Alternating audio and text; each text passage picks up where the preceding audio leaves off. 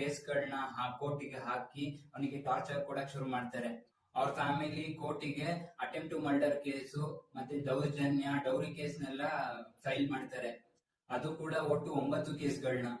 ಇದೆಲ್ಲ ಆದ್ಮೇಲೆ ಈ ವಿಷಯ ಕೋರ್ಟಿಗೆ ತಲುಪುತ್ತೆ. ಕೋರ್ಟಿಗೆ ತಲುಪಾದ್ಮೇಲೆ ಅವಳು ಕೋರ್ಟ್ ಅಲ್ಲಿ ತಿಂಗಳಿಗೆ 2 ಲಕ್ಷ ಅಲಮನಿ ಕೇಳ್ತಾಳೆ, ಅಂದ್ರೆ ಜೀವನಾಂಶ ದುಡ್ಡನ್ನ ಕೇಳ್ತಾಳೆ.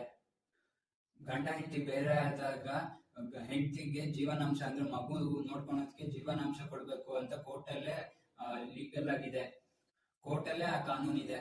ಮತ್ತೆ ಕೋರ್ಟಲ್ಲಿ ಹೇಗಿದೆ ಅಂದ್ರೆ ಯಾರು ತುಂಬಾ ಬಡವರು ಇರ್ತಾರೋ ಅಥವಾ ಆರ್ಥಿಕವಾಗಿ ಅವ್ರನ್ನ ನೋಡ್ಕೊಳಕ್ ಆಗೋದಿಲ್ವೋ ಅವ್ರಿಬ್ರಲ್ಲಿ ಯಾರು ತುಂಬಾ ಚೆನ್ನಾಗಿರ್ತಾರೋ ಅವರಿಗೆ ಯಾರು ಚೆನ್ನಾಗಿರಲ್ಲ ಅವ್ರಿಗೆ ದುಡ್ಡು ಕೊಡ್ಬೇಕು.